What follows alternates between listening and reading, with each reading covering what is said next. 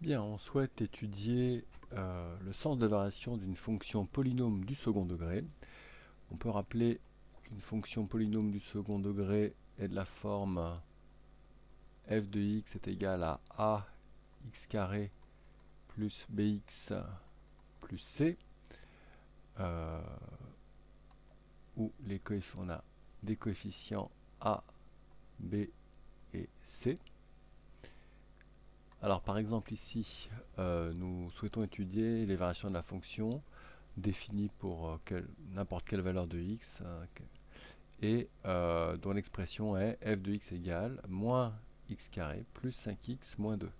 Donc la première chose dans ce type de situation, c'est que l'on va essayer de déterminer les valeurs des coefficients a, b et c. Alors le coefficient a, voilà, le coefficient a ici est égal à quoi? Il est égal, alors devant le x carré ici, normalement on trouve le coefficient a, donc ici on a écrit moins 1, il faut juste se rappeler que moins x carré ça signifie moins 1 fois x carré, donc a est égal à moins 1. Devant le terme x, eh bien on va trouver la valeur 5, mais positive, donc b est égal à plus 5 et c est égal à moins 2. Alors, donc pour trouver l'extrémum de cette fonction, on applique la relation suivante, où il faut savoir la chose suivante. Donc ici, toutes les paraboles ont un sommet S, on va appeler XS et YS les coordonnées de ce sommet. La première chose que l'on va chercher, c'est l'abscisse, c'est-à-dire l'abscisse XS du sommet S. Alors, pour calculer XS, on va poser que XS est égal à moins B divisé par 2A. 2 fois A. Entre le 2 et le A, il y a un fois. Donc, on y va.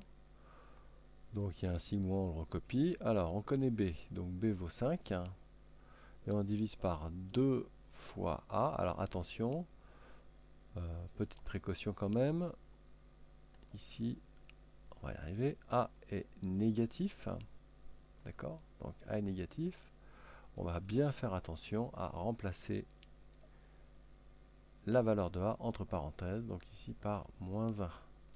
Donc au niveau des calculs, qu'est-ce qui va se passer? Donc ici on va avoir moins 5 divisé par 2 fois moins 1, ça fait moins 2.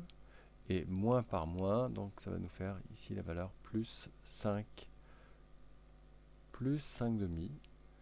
Et si on peut éventuellement écrire ça sous forme décimale, on aura donc un sommet d'abscisse 2,5. Bien, donc on va calculer de la même manière YS. Alors, on va poser le calcul. Peut-être on demandera à la calculatrice de le faire pour nous. Donc, YS est égal à F de moins B sur 2A. Donc, on connaît... j'aurais pu mettre XS. Allez, je vais écrire ça autrement. Je vais effacer. Hop, on reprend. Donc, F de... Alors, XS, l'abscisse du point S, qui vaut... On l'a trouvé tout à l'heure 2,5. Donc ici je vais je vais laisser les parenthèses en bleu. Donc 2,5. J'aurais pu mettre 5 demi. C'est pas très agréable 2,5 nombre décimaux pour les calculs. On verra après. Donc pour la suite, j'ai plutôt mettre 5 demi que 2,5. Donc ici ça va nous faire moins. Alors on remplace le x par la valeur ici 5 demi. Donc on va écrire, comme c'est une fraction, on va se méfier aussi, c'est un petit peu la même situation que les nombres négatifs. On va mettre la fraction entre parenthèses, on va mettre un carré. Ensuite, plus 5, alors fois, pareil, ici 5 demi. Et puis enfin, plus, non, pardon, moins 2. Voilà. Faisons le calcul. Alors, on va se mettre ici, donc ça va nous faire moins.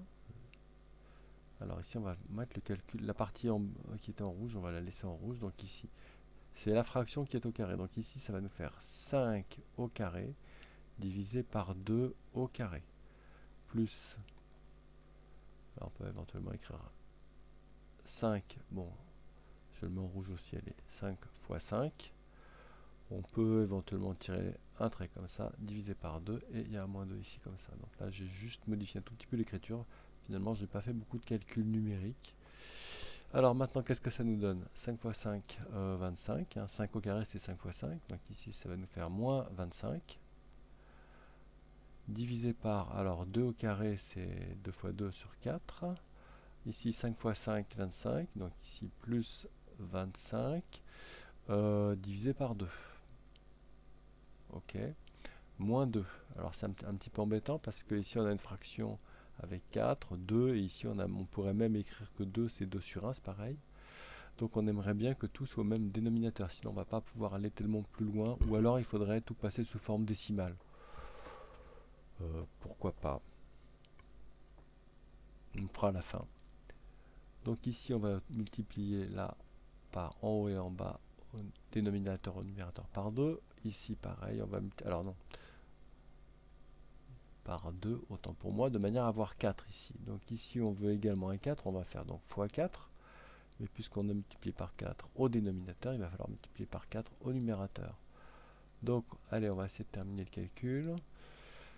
Donc ici, ça va nous faire moins 25, plus 25 fois 2, 50, moins 2 fois 4, donc moins 8, et le tout divisé par, avec un grand trait de fraction, le tout divisé par 4. Ça fait quoi? Alors, moins 25 plus 50, ça fait plus 25. Alors, plus 25 moins 8. Hop. Alors, plus 25 moins 8, ça fait jamais que 25 moins 5 moins 3. Donc, ça devrait faire 17. 17 quarts. Bon, alors 17 quarts, c'est quoi? Alors, 17 divisé par 2, ça fait 8 et demi. Hop là, ça fait 8 et demi. Divisé par 2. Donc, ce qui devrait nous faire... Alors, 8 et demi divisé par 2, c'est 8 divisé par 2, donc ça va faire 4, plus 0,5 divisé par 2, 0,25, donc on devrait avoir 4,25. On va être vite fixé. Donc le sommet a pour ordonnée, pardon, 4,25. Hop. Alors, on peut vérifier ça à la calculatrice maintenant. Donc on est dans la... On va choisir le module grapheur, donc on valide. Donc ici on a tapé l'expression de la fonction. Et puis on peut vérifier graphiquement où se trouve le sommet. Alors le sommet, on va y arriver. Donc ici, hop, voilà.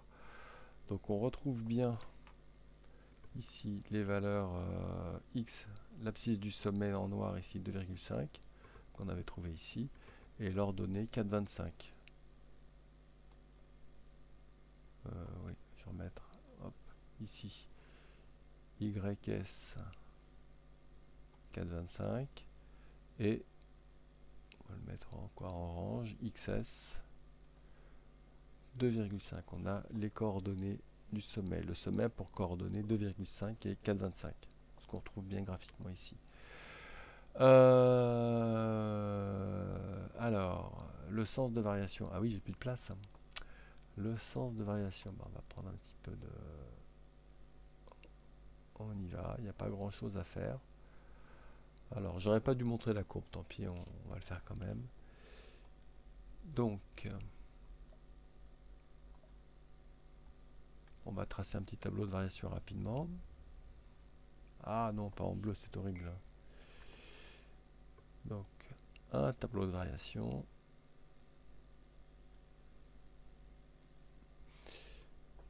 Donc ici, on va mettre, il se passe quelque chose de particulier là. Alors, donc admettons que l'on travaille entre -2 et 6. Donc, il y a la valeur 2,5 ici. J'ai évidemment omis de dire que ici on s'intéressait aux valeurs de x, hein, les x qui sont sur l'axe horizontal, et on va s'intéresser ici aux variations de la fonction f. Donc, alors je vais faire exprès de recacher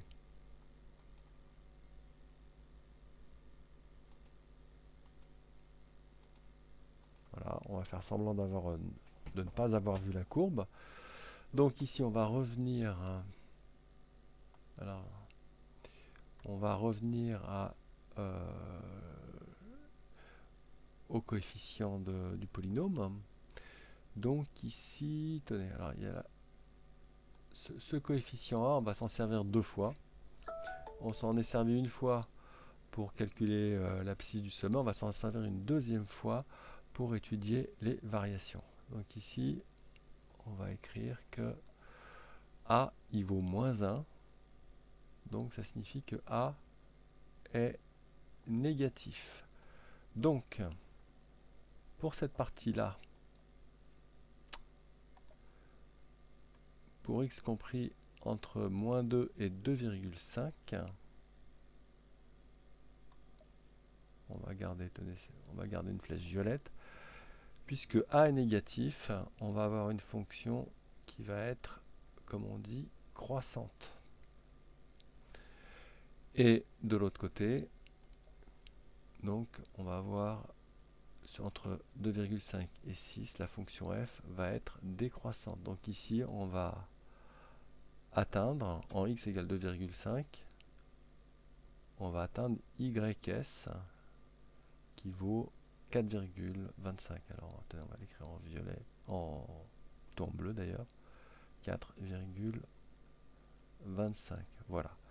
Alors ici, il faudrait faire le calcul. Il faudrait calculer, puisqu'on x part de -2, il faudrait savoir à quelle profondeur on se trouve, d'une certaine manière. Quelle est l'ordonnée de ce point d'abscisse -2? Ben, on sait qu'éventuellement, on peut écrire f de -2. Et puis en x égale 6, on aura f de 6. Voilà. Bien, donc on vient de déterminer ces valeurs. Alors peut-être si on peut regarder,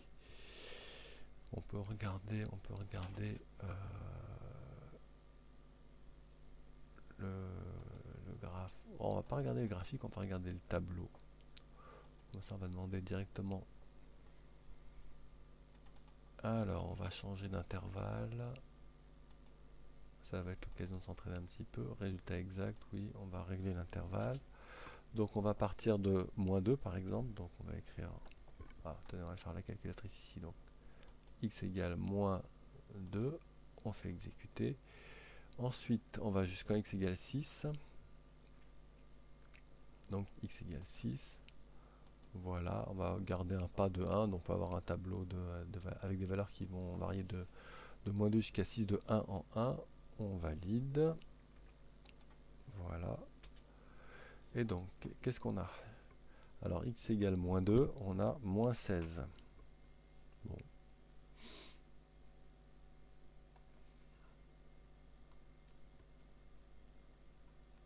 Et quand x est égal à 6,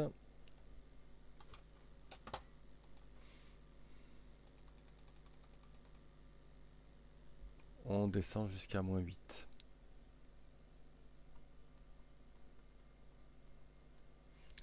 Voilà.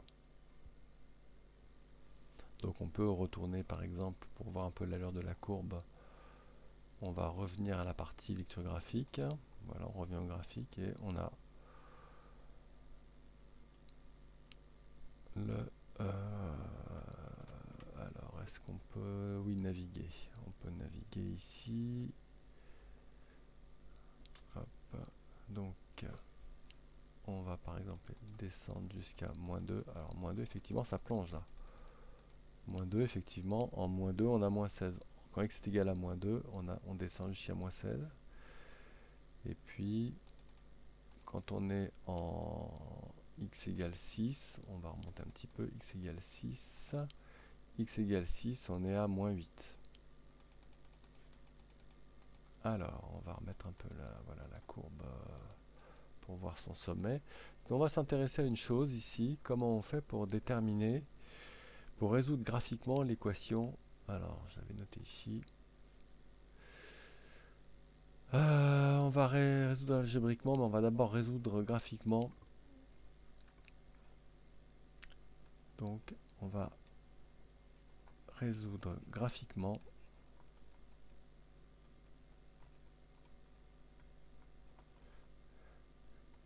l'équation f de x est égal à 0.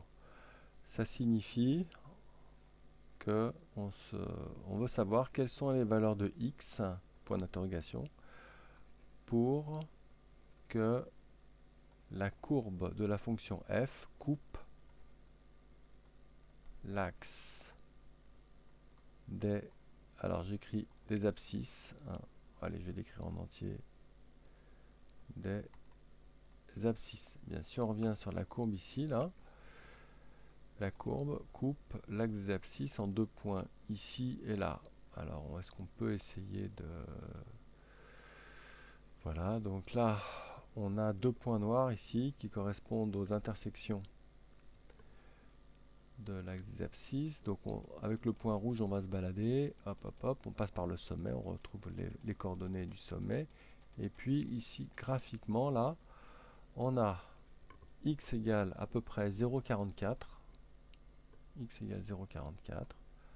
On va l'appeler même x1 environ égal à 0,44. Et si on se promène de l'autre côté de la courbe, hop, hop, hop, on revient ici, deuxième point. Donc ici, on est à peu près à x2 égale 4,56.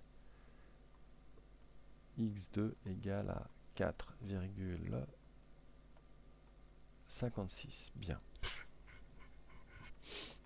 Ok, alors, ces deux valeurs x1 et x2 sont les solutions d'une équation voilà, qu'on pourrait essayer de résoudre de manière exacte, parce que ça, ce sont des valeurs approchées. Alors évidemment, dans les deux situations, on a y1 qui vaut 0, et y2, bien sûr, qui vaut 0. Qu'est-ce que c'est que ces 0 ? Ben, on va regarder. C'est ce 0 qui est là et ce 0 qui est là, ça correspond au 0 qui est ici. D'accord ? On cherche à quel endroit ça coupe sur l'axe des abscisses, et l'axe des abscisses, tous les points ont une hauteur entre guillemets nulle, hein, par définition. Voilà. Alors, maintenant on va essayer de faire ça par le calcul. On va poser le calcul, mais on va encore demander à la calculatrice de travailler pour nous. C'est comme si on voulait résoudre... Hop, pardon. Ce n'est pas le bon stylo. Donc c'est comme si on voulait résoudre à la main l'équation moins x carré plus 5x moins 2 égale à 0, puisque hein, on est d'accord que, je reviens ici, on va mettre un petit coup de stabilo, le f de x qui est là, ben c'est lui en fait, ça c'est son expression. Bon, alors comment on fait? Eh bien, on va pas le faire, on peut le faire à la main, il y a une méthode, il y a des méthodes qui permettent de s'en sortir, mais on va essayer de trouver une valeur exacte à la calculatrice.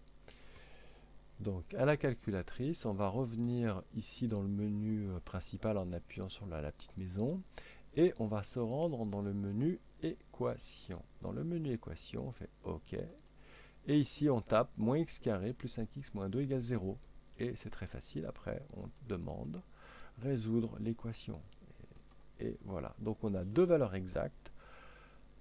5 moins racine carrée de 17 divisé par 2 et on voit que ça fait environ 0,438, c'est-à-dire on avait arrondi au centième à 0,44 et la deuxième valeur approchée 4,56 correspond à la valeur exacte ici, 5 plus racine carrée de 17 divisé par 2. Alors on pourrait être joueur hein, et normalement on va pas le faire ici, mais ça pourrait être peut-être l'objet d'un travail un petit peu plus difficile.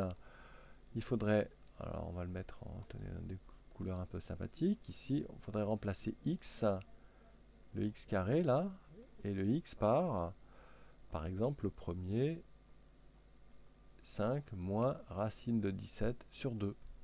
Donc, c'est-à-dire qu'on devrait écrire, on y va, juste par curiosité malsaine, voilà, divisé par 2. Bien sûr que c'est une expression un peu compliquée, on la met entre parenthèses au carré, plus 5 fois entre parenthèses 5 moins racine de 17 divisé par 2, moins 2.